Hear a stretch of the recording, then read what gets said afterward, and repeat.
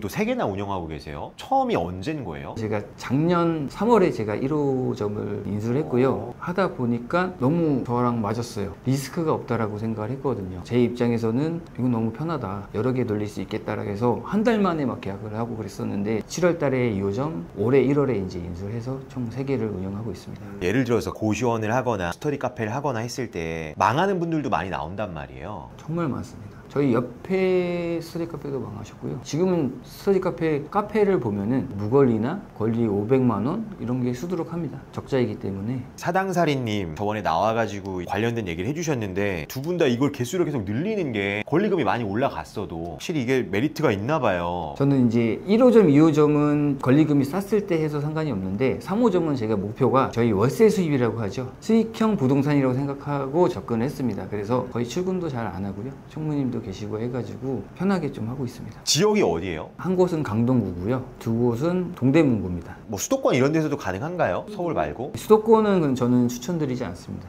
아무래도 고시원의 경쟁사가 저는 원룸이라고 생각하거든요. 예를 들어서 인천이라고 생각하면 원룸이 워낙 싸잖아요. 그러면 이제 고시원이 이제 경쟁력이 좀 없다라고 생각하거든요. 그렇기 때문에 고시원도 아무래도 이제 유동인구가 많은 곳, 강남이나 서울 아니면 웬만해서는 어렵지 않나라고 저는 생각합니다. 항상 고시원은 원룸 대비 생각을 해야 되기 때문에 부천이나 인천 이런 데는 아직도 좀 권리금이 서울보다는 많이 안 올랐어요. 처음 접근하기에는 가격으로는 쉬울 수도 있지만 제가 만약에 소비자면 그 돈이면 원룸에 살지 않을까라는 생각을 합니다. 고시원이라는 게 어쩔 수 없이 사는 경우가 있으니까 좀 아무래도 좀 저소득층 분들이 많아서 특히 제가 운영하는 곳들은 좀 번화가가 아니잖아요. 가격이 좀 일희일비 많이 하십니다. 지금 그러면 강동, 동대문구 그럼 최저 가격이 어느 정도예요? 최저 가격은 부가세 포함 28만 원이고요. 진짜 싸긴 하네요. 밥이랑 라면이랑 김치까지 다 제공을 하니까요. 서울인데도 28만 원이래요? 여기보다 더 싼 곳도 많습니다. 20만 원 초반인데도 많고요. 예를 들어서 경기도로 넘어가면 진짜 20만 원 초반도 많습니다. 하루로 따지면 이제 만 원꼴로 되는 거니까요. 최소 자본 들어가는 거는 한 지점에 얼마 정도나 들어갔어요? 제일 적게 들어간 곳도 1억 5천. 그러니까 지금 만약 시작한다고 하면 서울에 웬만한 데 하려고 하면 2억 이상은 봐줘야 되는 거죠? 예, 맞습니다. 그랬을 경우에 한 달 수익을 어느 정도 기대할 수 있는 거예요? 지금으로 따졌을 때는 1억 기준에 한 200 정도 생각하시면 됩니다. 스터디 카페? 그럼 그것도 지금 1년 내에 하신 거예요? 스터디 카페는 지금 2년 좀 넘었고요. 그럼 지금 2년 동안 스터디 카페 하나랑 고시원 3개를 야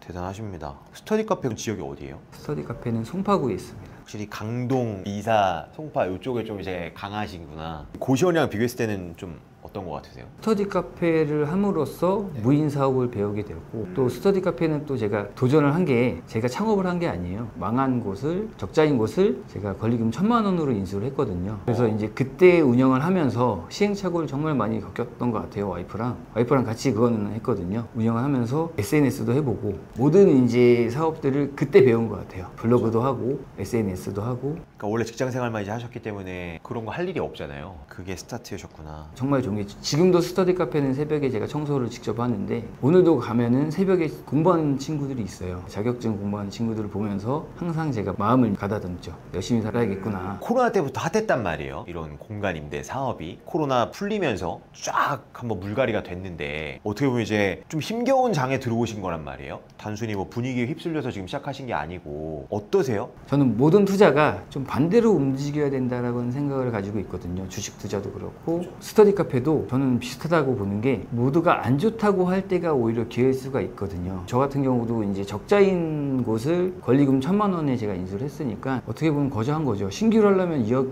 정도 들거든요. 1,000만 원 했기 때문에 저는 또 마음도 이제 편해서 서비스도 다양하게 줬던 것 같아요. 2억 들여서 적자면은 멘탈이 무너지잖아요. 1,000만 원 들여서 이제 어차피 저는 마이너스로 시작한 거니까 여기서 살려보겠다라는 의지가 커서 좀 잘 됐던 것 같습니다. 보증금 이거는 인수를 하신 거고 권리를 1,000만 원만? 예, 맞습니다. 그분이 그냥 본연치기 하고 나온 거네요, 그죠? 임대료도 못 내는 상황이니까 아, 원래 기존 분이? 예, 그분은 이제 터신 거죠. 저희 동네에서 저희 스터디 카페가 시설이 가장 안 좋아요. 근본적으로 말씀드리고 싶은 거는 스터디 카페든 고시원이든 사업의 본질이 중요하다고 생각하거든요. 예를 들어서 스터디 카페는 공부하러 오는 곳이에요. 시설이 좋으면 물론 좋겠지만 학생들이 공부하기 좋게끔 환경을 만들어주는 게 중요하다고 생각해서 예를 들어서 인테리어가 갖춰져야 되는 게 아니라 오히려 공부하는 학생들이 있어야 되거든요. 있거든요. 그래서 떠드는 학생들이 없어야 되고 옆에서 공부하는 학생들이 있으면 오히려 시설이 안 좋아도 학생들은 찾게 됩니다. 그리고 고시원 같은 경우도 요즘에 막 프리미엄 고시원 이런 말들이 많이 있잖아요. 고시원은 아무래도 저렴한 숙박형이라고 생각합니다. 프리미엄보다는 저렴한 집 같은, 그렇기 때문에 인테리어에 돈을 들이고 이런 건 저는 좀 반대 의견을 가지고 있습니다. 저도 어차피 제 건물로 하는 게 아니고 임차인이기 때문에 특히 스터디 카페나 고시원은 과도한 인테리어보다는 부분적으로 필요한 것만 하는 것이 옳다고 생각합니다. 그럼 공부할 수 있는 환경을 만들어준다는 게 좀 더 구체적인 팁 같은 게 있을까요? 사실상 저희는 CCTV를 항상 보고 있어요.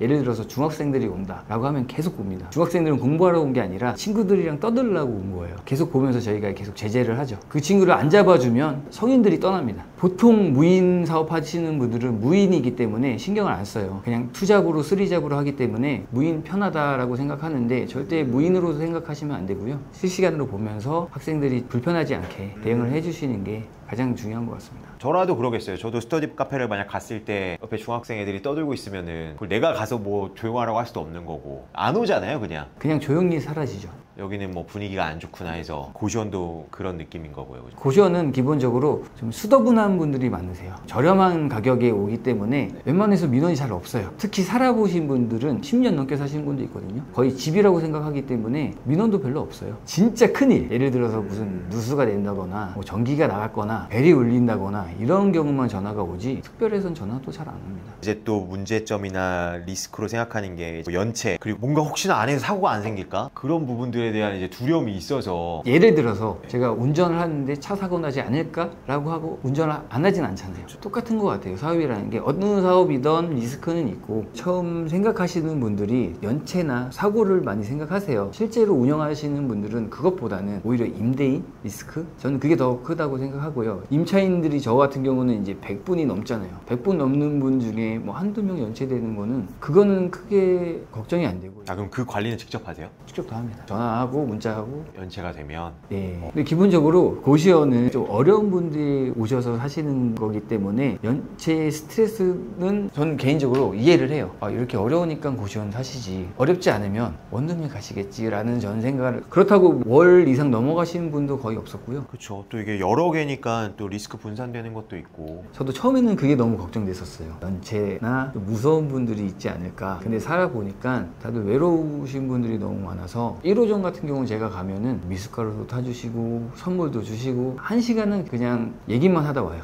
아무래도 인간적으로 대해야 하고 하니까 더 좀 잘 운영이 되는 것 같아요. 제가 가장 큰 리스크라고 생각하는 거는 저는 임대인 리스크라고 생각하거든요. 왜냐면은 어찌됐든 사업이 큰 돈을 들여서 사업을 시작했는데 고시원 같은 경우는 몇천 단위가 아니라 억 단위잖아요. 물론 임차인 권리가 있다라고 하지만 제가 듣기에도 좀 진상 부리는 악성 임대인이라고 하죠. 악성 임대인이 있으면 어떻게 당해내지 못하는 것 같아요. 법이 있다고 해도. 왜냐면 제가 큰 돈을 거기다가 들였기 때문에 권리금 없이 나간다고 하면은 저는 그게 가장 큰 리스크거든요. 그 예를 들면은 악성이 어떤 게 있을까요? 저는 이제 권리금을 주고 왔잖아요. 나갈 때 갑자기 임대료를 막 많이 올려요. 많이 올려서 임대차 보호분 10년만 돼 있잖아요. 10년 이상 됐을 때는 이제 보호가 안 되는데 저는 권리금을 회수를 해야 되는데 회수를 못하는 경우가 돈을 더 달라, 이런 경우도 있고요. 건물 자체가 노후화됐기 때문에 리모델링 같은 경우가 많이 있습니다. 그리고 화해 주소 쓰는 곳도 많이 있고요. 오히려 이 임대인과의 문제에서 뭐 보증금이야 그렇죠, 뭐 권리금 관련된 그런 데서의 이제 리스크, 내 거에서 하는 게 결국 아니기 때문에. 개인적으로 좀 얘기하고 싶은 게, 저는 이제 본캐 없이 부캐로만 살잖아요. 투자할 때 항상 우리가 하는 말이 계란을 한 바구니에 담지 말라라는 투자 격언이 있잖아요. 항상 투자를 할 때 분산 투자를 강조를 하는데 직업은 그렇지 않더라고요. 대부분의 사람들이 하나의 직업에서 이제 올인을 하게 되는데, 저는 운이 좋게도 직장인 3년 차에 회사가 망했어요. 전 대기업이 망한 것도 그때 처음 알았고, 회사가 나를 책임져 주지 않는다라는 거를 운이 좋게 직장인 3년 차에 저는 깨닫게 되어서, 그런 것들을 저는 제 주위 분들이 빨리 깨달았으면 좋겠어요. 보시는 분들이 다 어떻게 살아야 될까를 고민하는 걸 봤을 때 저는 젊어서 오히려 더 좋은 회사로 이직을 했거든요. 다른 분들은 다 이제 대기업에서 그만두시고, 회사는 정말 나를 책임져 주지 않는구나. 모든 업종들이 저는 영원하지 않다라고 생각하거든요. 이 직군이 어려울 수도 있는 거고 회사가 어려울 수도 있는데, 과거에는 힘들었지만 지금은 그게 되게 행운이었다라는 생각을 하고 있어요. 투잡, 쓰리잡을 무조건 해야 된다. 전문성보다는 다양성을 좀 추구해야 된다라는 주의를 가지고 있어서 많은 분들이 그런 거를 좀 일찍 깨달았으면 좋겠다는 생각을 가지고 있습니다. 대기업 다니고 계셨는데 그게 무너지는 걸 겪었으니까 그런 계기들이 또 다양한 도전을 지금 하실 수 있는 그 여건이 되는 것 같아요. 그럼 앞으로 계획은 어떻게 되세요?